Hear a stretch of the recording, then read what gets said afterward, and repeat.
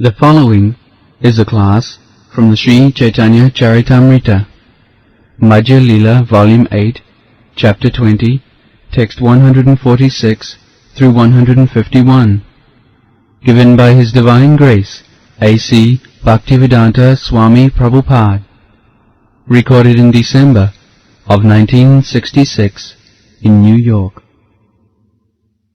মুখ্য গৌণ বৃত্তি কিংবা অন্যায় ব্যতিরেকে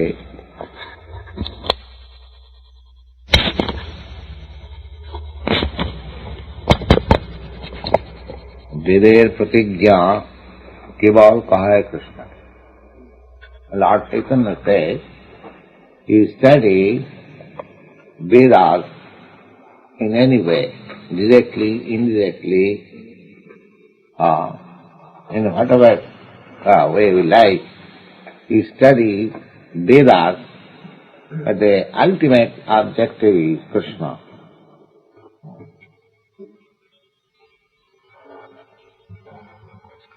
Now,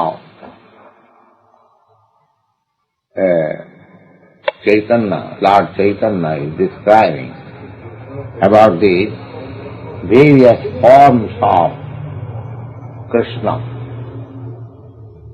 This is very important subject. How Krishna is all-pervading,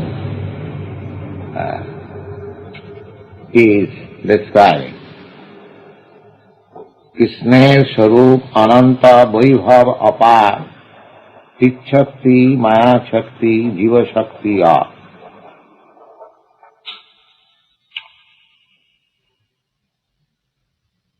कृष्णेर स्वरूप अनंत, the transcendental forms of Krishna, innumerable. Vaibhav and his opulence, that is also innumerable. Nobody can estimate. How many forms are there of Krishna and how much opulent he is, nobody can estimate, nobody can measure. This is inconceivable, the first proposition. Chit Shakti, Maya Shakti, Jeev Shakti all. And his potencies are also unlimited. Out of which three potencies are generally accepted. Chit Shakti, spiritual potency, material potency and marginal potency. These three potencies I have described many times. Chit Shakti, the spiritual potency, is a manifestation of the spiritual world. And material potency is the manifestation of this material world. And the marginal potency, we living entities. We are marginal potency. Why it is marginal? Because although we belong to the spiritual potency, but we have got tendency to come into contact of this material potency. Therefore it is called marginal. This way that a slight independence which is there in every living entity, he can use that and he may select either to live in the spiritual potency or in the material potency. Therefore, these living entities are called marginal potency. So, Parasya Shakti Vividhaivasyate, although the energies of the Supreme Lord are innumerable, nobody can count or measure, but they are divided into three. Vaikuntha ব্রহ্মাণ্ড গণ শক্তি কার্য হয়, স্বরূপ শক্তি শক্তি কার্যের Krishna সমাত্র. Now, Lord Chaitanya says, Vaikuntha, just like this universe is a Jagadanda, is a big round ball. Anda means egg-like, just like egg is round. Therefore, it is called Brahmanda. Brahmanda. It is a round ball. Every planet is round, and the universe is also round. And the Vaikunthas are also round, all round. Vaikuntha Brahmanda Kan Shakti Karya. So all these universes, the universe which is experienced, there are innumerable universes that we cannot see. We can see only one universe. And in one universe there are innumerable planets. Similarly, there are innumerable universes, and in each universe there are innumerable planets. This information will get from Brahma Samhita.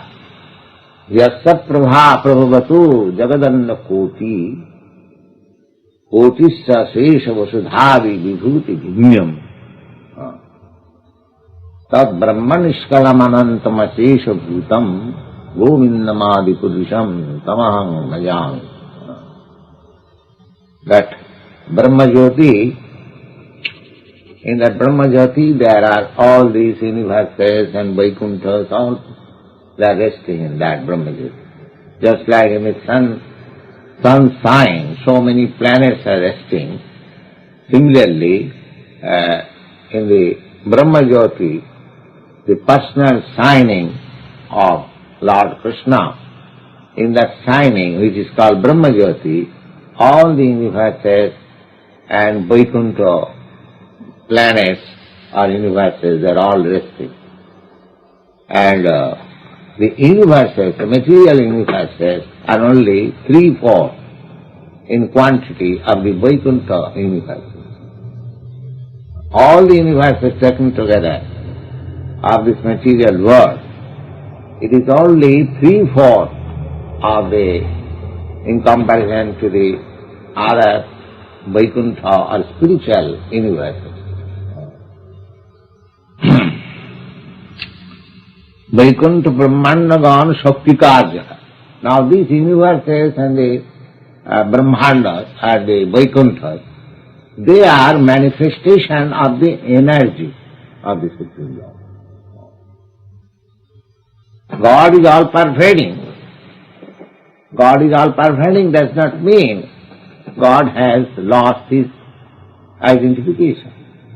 This is the mistake of the impersonalism. Because God is everywhere, God is all pervading, therefore there should not be any particular existence of God. This is impersonal. But this is material thought. They do not study Vedic literature properly. In the Vedic literature, it is said, Purnasya Purnamadaya Purnameva Avasishyate. Just like I have several times explained before you, that in the spiritual absolute identity, 1 minus 1 equal to 1, and 1 plus 1 equal to 1. So, although innumerable energies are coming out, the Supreme Body of the Supreme Lord, still he is full. There is no loss of energy. Just like we can have some material example. The sun, you do not know for how many millions of years the sun sign and temperature is coming out of the sun planet, but still the sun is the same. There is no loss of temperature. If in a material object this is possible, that in spite of distributing heat and light from the sun disk for millions and millions of years, the sun disk is still of the same temperature. There is no loss of temperature. This is a material thing. So, why in the spiritual body of the Supreme there will be any loss? That this is the material idea, that because God has become all-pervading, therefore He has lost it. Why He should lose His identity? This is confirmed in the Vedic literature. Purnasya purnamadaya purnameva avasishyate. If you take from the, He is so full that if you take the whole thing from Him, still He is whole. Purnasya purnamadaya purnameva. So, as described here, Krishna Swarup Ananta Vaibhav Apar. So, although He is transmitting innumerable energies, and although He is expanding Himself in innumerable forms, still He is one. Still He is the same and one. That is the spiritual conception or absolute conception. Absolute is not relative. Because something has been taken away, therefore it is something less. It is relative. It is not absolute. This idea is relative. I have got in my pocket $10, so I have taken $2, now it is $8. This is relative. This is not absolute idea. Absolute idea is that Purnasya purnamadaya purnameva avasishyate. Avasishyate means the balance is still full. Whatever you may take, the balance is still.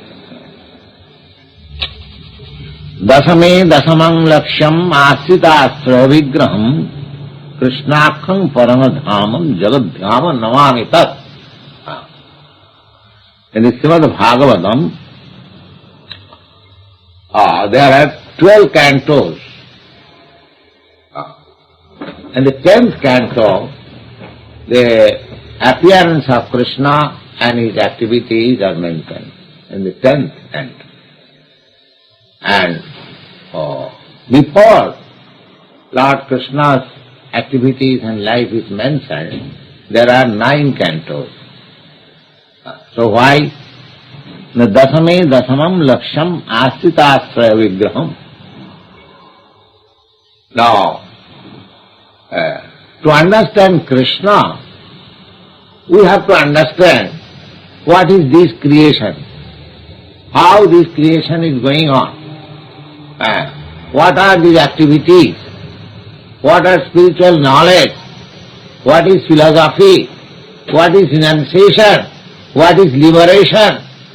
All these things you have to learn very nicely. After learning this perfectly, then you can understand Krishna. So in the 9 cantos of the Srimad Bhagavatam, all these different 9 manifestations of His energies are described. If we can understand, just like if we can study the sun sign, the energy of the sun, then we can estimate the value of sun. Oh, what sort of temperature is there?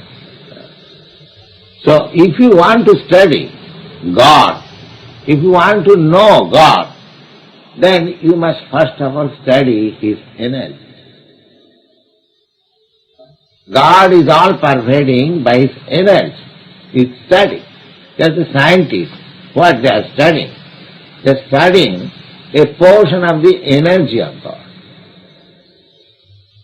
Only a portion of the energy of God. That is also not perfectly. So, the energy is so vast and immense that one cannot study in the energy. Therefore, those who are studying about God, after finishing the study of the energies, they are at a loss to understand how so much energy can be emanated from the person. Therefore they cannot conceive any personal idea of God. The energy is so vast and immense that they are bewildered in the energy. And how such great amount of energy can emanate from a person, they cannot conceive. Because they compared with their own energy. Because I am limited. I have got this body, I have got my personality, but my energies are limited. But we cannot understand that the unlimited has got unlimited energy. So this impersonal idea of God is for the less intelligent person, not for the intelligent person. Those who are, favored with poor fund of knowledge, they cannot conceive about the personality of God. Therefore, we have to approach authority, just like Lord Chaitanya. He is putting something before us. Even in Bhagavad Gita, Lord Krishna also says that I am person. I am person. Matta paratara nasti kinchid asti dhananjaya. And it is confirmed by Arjuna. What is that? Parabrahma paramdhama pavitrang paramang bhavan. Pavitrang paramang bhavan. So, the Bhagavad Gita, the speaker of the Bhagavad Gita, establishing himself that I am person, and the student of the Bhagavad Gita, Arjuna, he is accepting, yes, you are person, I accept it. I do not know why these fools explain from Bhagavad Gita impersonally.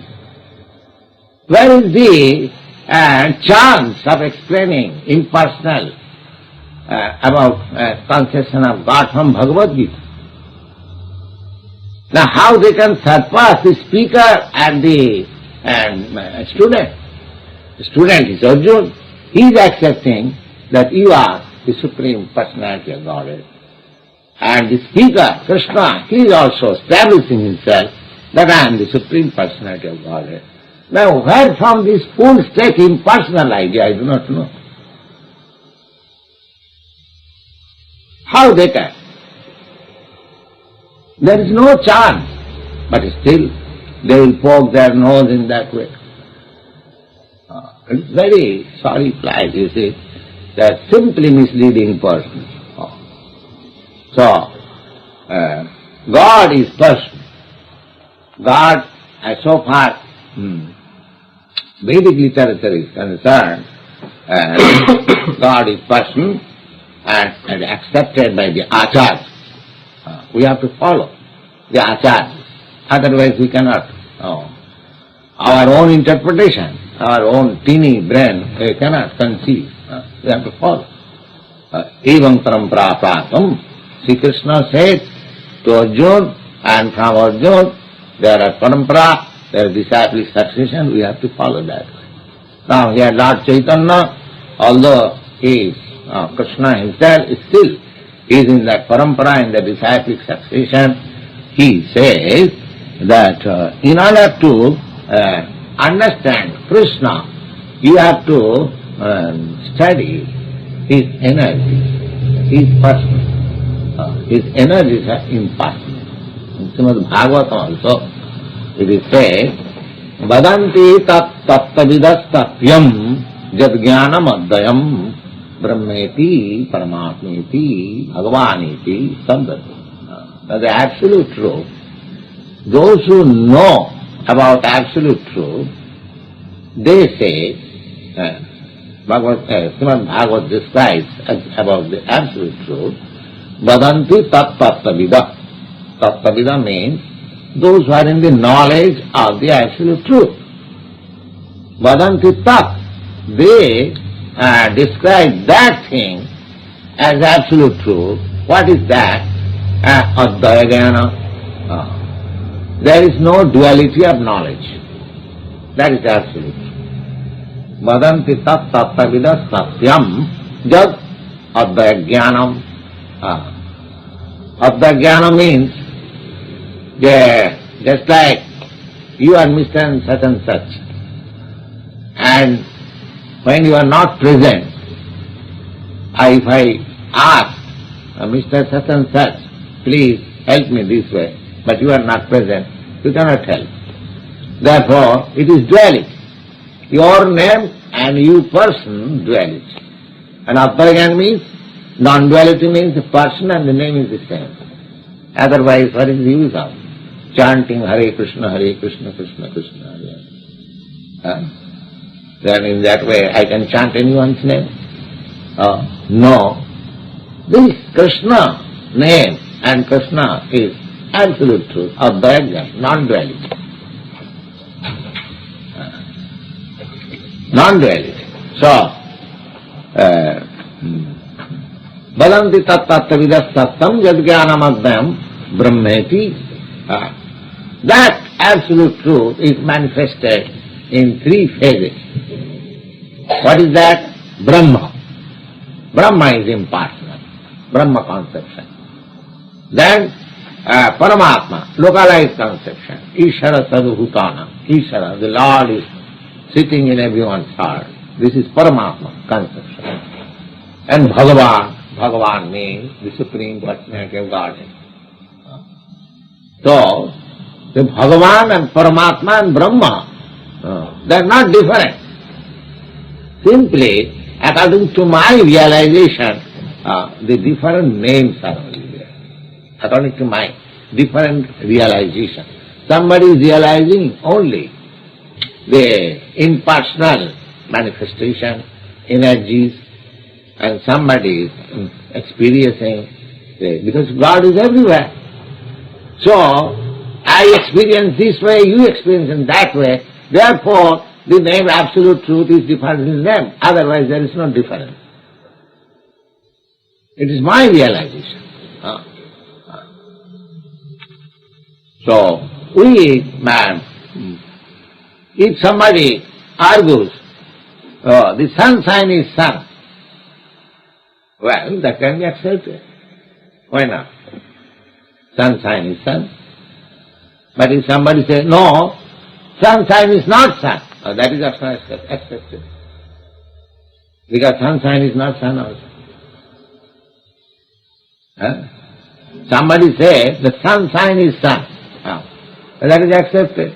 And somebody says, sunshine is not sun, that is also accepted. Because there is no difference between sun and the sunshine. Similarly, but by comparative study, one who is studying the sun as it is, he is studying everything, or he knows everything.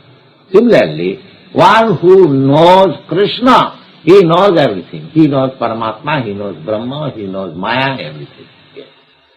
Jasmin Vijnate Sarvameva Vijnatam Bhavanti, the Vedic literature says, the understanding of that one is the understanding of everything.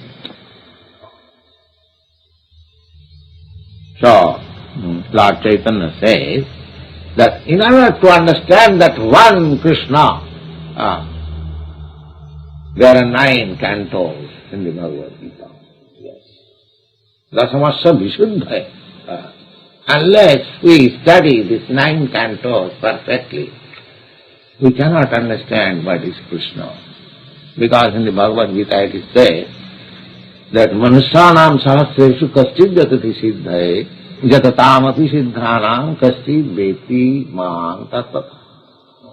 Out of millions and millions of persons, some persons are interested in self-realization, not all. That you can see. Some of you, there are thousands and thousands of persons, some of you are interested to understand this. So you kindly come here. Therefore, Manusyanam Sahasrashu, out of millions and millions of persons, somebody becomes interested in self-realization. Then, Jatatamapi Siddhanam. Now, out of those persons who are trying to realize self, out of such millions and millions of persons, somebody may know what is God. So it is not very easy, but it is easy also for whom? Who at once surrenders to God. Then God reveals him. And one who does not surrender, it is very difficult for him. Vedeshu durlava adurlava atmavakta. You cannot find out God by simply reading and philosophizing all the scriptures and books. No. If you want to know God, then you must be in confidence. You must be a devotee, a lover of God. Then you can understand God. Otherwise you will not. Thank you.